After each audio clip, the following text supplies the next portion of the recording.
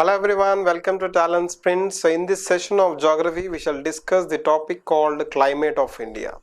So in this previous topic, we have discussed the climate of the world. Now we shall see the climate of India. So moving on to the features of Indian climate. So what type of climate does India have? Does it have polar climate? Does it have tropical climate? Does it have temperate climate? So as we are near to equator, we have the tropical monsoon type of climate. So it is not perfectly tropical, it is not perfectly temperate.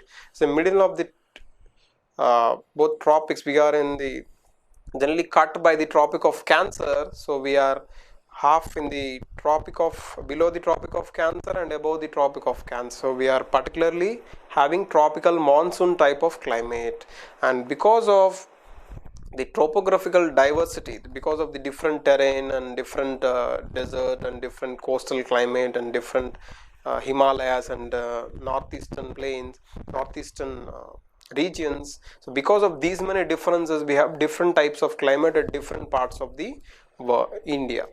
Okay, so moving on to some more features of Indian climate. So around we have highest rainfall around Masandram and Cherrapunji, around 1000 centimeters of rainfall, and very less rainfall in Jaisalmer, around 12 centimeters. So this happens because of the different winds, latitudes. All these factors affect the climate, also rainfall. And the next is temperature. Highest diurnal temperature. Diurnal means day and night temperature. Difference between highest temperature in day and lowest temperature in night happens in the Thar desert. And highest annual range of temperatures occur in the Himalayas. Okay, in summer they have very high temperatures, and winters they have very low temperatures. Okay, this happens, annual range of temperatures, higher difference is in Himalayas. Okay, moving on to seasons of India. How many seasons do we have? Particularly we have 4 seasons. The first is southwest monsoon season, because it arrives from southwest direction, that is from Kerala, all this. That's why it is called southwest monsoon season or rainy season. It happens from June to September. That is our Kharif season. So Kharif crops are sown in southwest monsoon. The next is northeast monsoon or retreating monsoon. This southwest monsoon which has gone towards India will retreat back or come back. That's why it is called retreating monsoon. It gives more rains to Tamil Nadu, right? Tamil Nadu has more rains in October, like that, right? In December. So it is from October to November. And the next is winter season from December to February, and the next is summer season from March to May. So these are the 4 seasons in India. Moving on to southwest monsoon. So as the winds come from southwestern direction, so generally we have equator, we have northeast trade winds and southeast trade winds. So how this southwest monsoon comes towards India? Actually what happens is the southeast trade winds they move, and the northeast trades collide at equator. That zone is called as intertropical convergence zone. So what happens is this ITCZ will keep on moving from one place to another. So what happens in summer? The land will be at higher temperature and sea will be at lesser temperature. So lesser temperature means high pressure. Land will be at high temperature, so low pressure. So high pressure to low pressure. So winds will blow from sea to land after summer. Okay, so what happens is the southeast trade winds will cross the equator, and because of Coriolis force they move towards India. They get deflected towards right in this northern hemisphere. So on June 1st, the southwest monsoon will strike the Kerala coast first because of the deflection of Coriolis force. Okay, they move from high pressure in the sea to low pressure onto the land, that is India. This is the reason southwest monsoon will come towards India.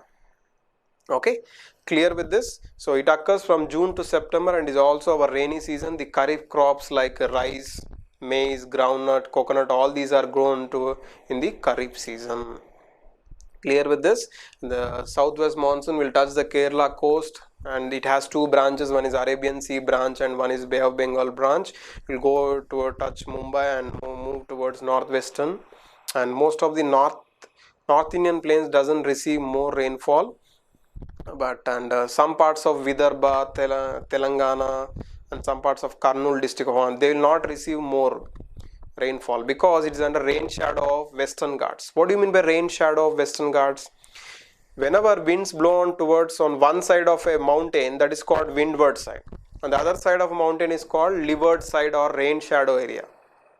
On windward side there will be more rain, on the rain shadow area leeward side there will be less rain. So as Telangana, Vidarbha, all these are on leeward side or the rain shadow area of Western Ghats, the wind will blow towards windward side and they will escape towards the North Indian plains. That's why these regions doesn't get more rainfall because of the southwestern monsoon. Okay, only some parts of Telangana, Vidarbha and Kurnool district of Rayalaseema districts of Andhra Pradesh. Okay, next moving on to northeast monsoon. So as this monsoon has reached till September, it will retreat back because the temperatures have gone down in the land. So land will be at high pressure and sea will be at low pressure. So now the winds will retreat back from land to sea. That monsoon is called as retreating monsoon or northeast monsoon. As it is retreating from northeastern side of India, that's why it is called as northeastern monsoon. It will be from October to November, and the most of the rains will be in Tamil Nadu around Kerala regions, the eastern sides of Kerala, and as well as Tamil Nadu will receive most of the rainfall because of the northeast monsoon only. It will not receive more rainfall because of southwest monsoon, because it is in the rain shadow area of Western Ghats. So it will receive more rainfall in the northeast monsoon only. Next is winter season. It happens from December to February, and there are some rainfalls occurring in the northern regions because of the western disturbances, and the winds which are coming from Mediterranean Sea will give rainfall to the northwestern India because of the winds coming from west. They are called as western disturbances. These winds are coming from the Mediterranean Sea, and the coldest month is January. Out of all months, the coldest month will be in January. The lowest temperature will be recorded in January. Next is summer season. It extends from March to May, and the hottest month will be May, and the highest temperature will be recorded in May. Okay, and it is high because of the in the northern part of India, because it is far away from the sea, because sea has less influence on northern parts of India. That's why there is a lot of high temperatures in northern India, and the southern parts are at lower temperatures because, or moderate temperatures compared to northern India, because of the less seasonal sea influence. Okay, so these are the 4 seasons of India. Hope you are clear with this topic. We shall meet in the next topics. Thank you.